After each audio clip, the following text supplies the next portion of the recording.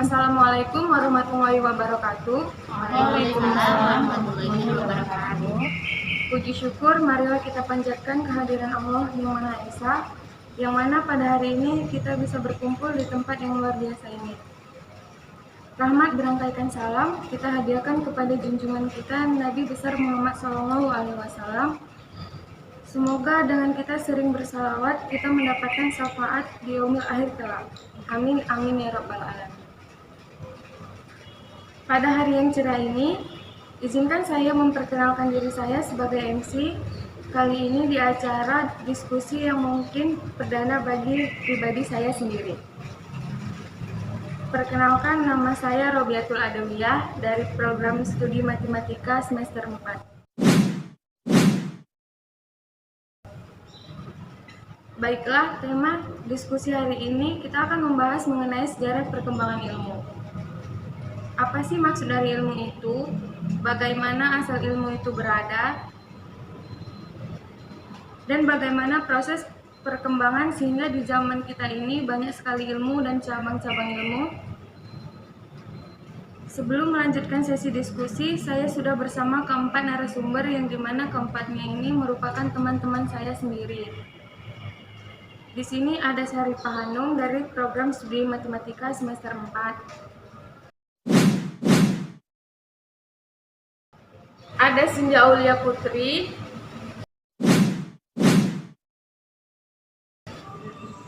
Ada Sriana Adela Margola.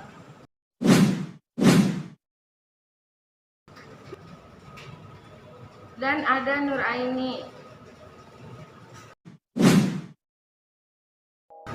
Yang sedikit saya tahu tentang sejarah ilmu ini, dalam setiap periode sejarah perkembangan ilmu pengetahuan memiliki ciri khas karakteristik tertentu. Tetapi dalam pembagian periodisasi perkembangan ilmu pengetahuan ada perbedaan dalam berbagai literatur yang ada.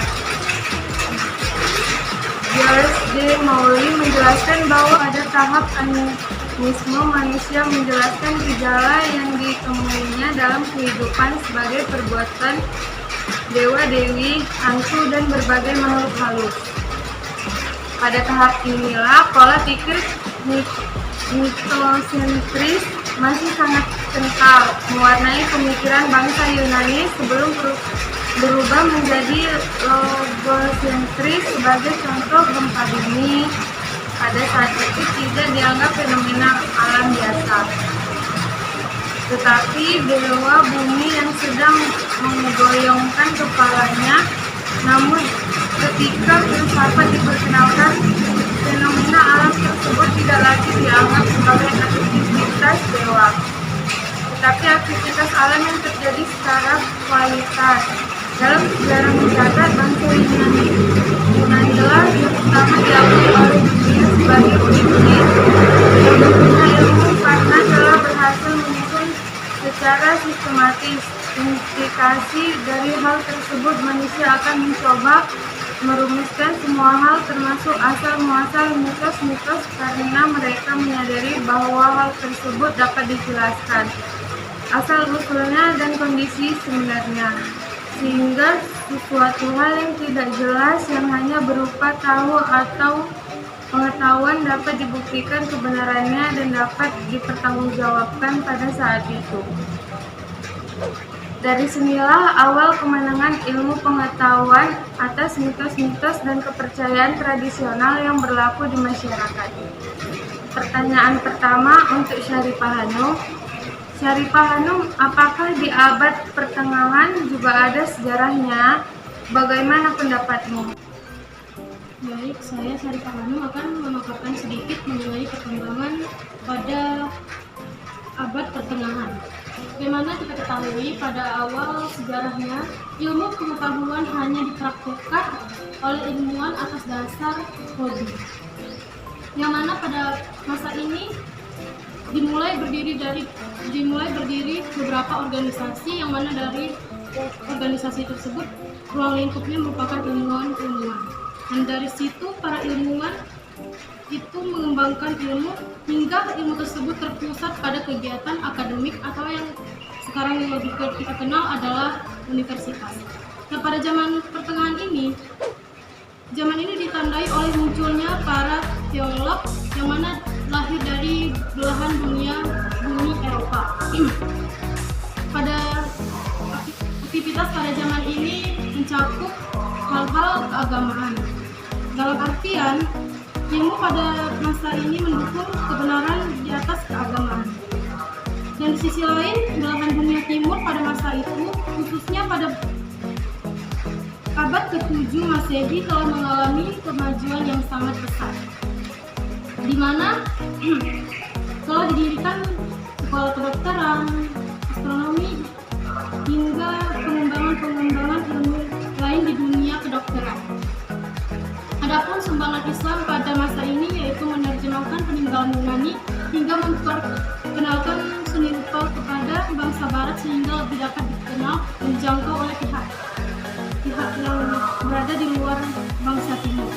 Yang kedua, peninggalan Islam lainnya yaitu memperluas pengamatan dalam ilmu kedokteran, yaitu dalam hal bidang ilmu obat-obatan, ilmu kimia, ilmu bumi, dan ilmu tumbuh-tumbuhan.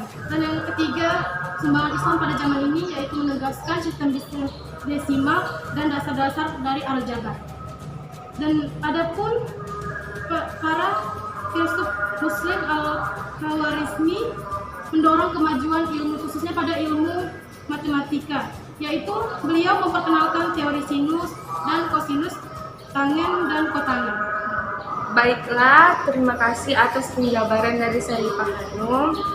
Lalu bagaimana menurut Sriana Adela di abad 14 sampai 16 Masehi sejarah ilmu udah banyak berkembang kan? Menurut pendapat kamu bagaimana perkembangannya pada zaman ini? Baik kepada saudari Sriana Adela. Jadi, perkembangan pada zaman sekarang ini sebenarnya sudah terintis mulai dari abad 15 Masehi. Tetapi, indikator yang nyata terlihat jelas pada abad ke-17 dan berlangsung hingga abad ke-20 Masehi. Dan pada masa ini, rasionalisme semakin kuat.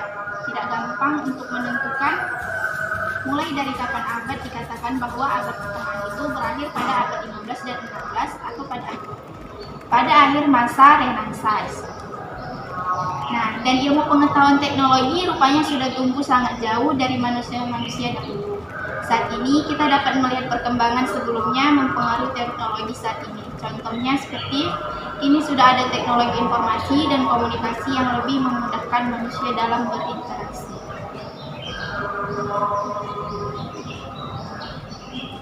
Terima kasih kepada saudari Sriana Adela yang telah menjawab dan menjelaskan serta menjabarkan.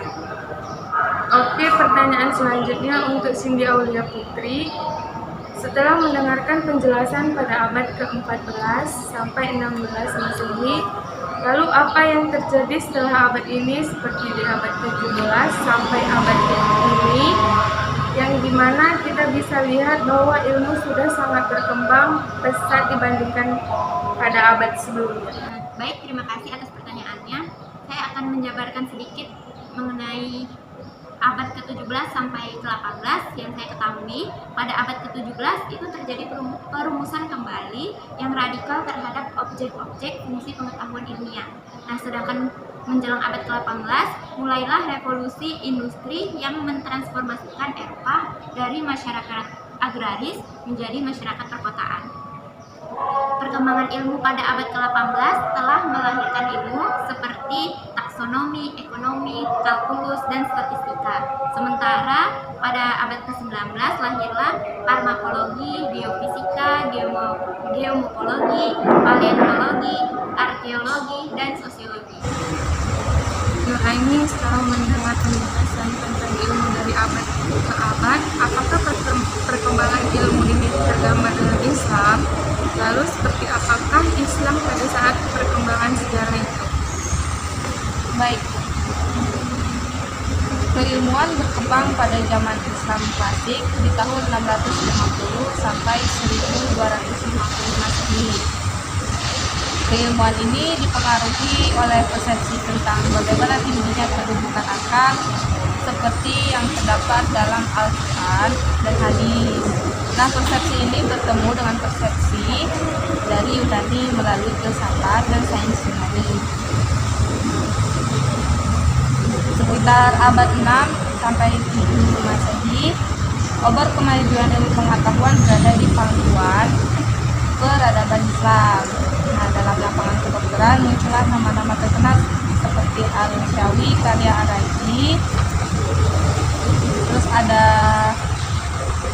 Ibnu Sina, ada Al-Khawarizmi dari matematikawan, terus ada Ibnu Rus, ada Al-Idris. Di bidang kimianya ada Jabir bin Hayyan, ada Al-Biruni. Terus di bidang kimia ini mereka tuh memaparkan metode-metode pengolahan berbagai zat kimia maupun metode pemurniannya.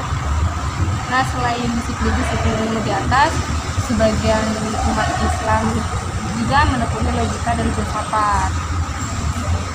Pada zaman itu, bangsa Arab juga menjadi pemimpin di bidang ilmu alam seperti Jenny, Nadi, dan Azimut, serta membuktikan hal-hal yang lainnya juga. Angka yang masih dipakai sampai sekarang yang berasal dari India telah dimasukkan ke Eropa oleh bangsa Arab. Baiklah, demikian diskusi kelompok kami. Saya sebagai moderator ingin meminta maaf atas kekurangan dan kehilapan dari kelompok kami. Assalamualaikum warahmatullahi wabarakatuh. Waalaikumsalam warahmatullahi wabarakatuh.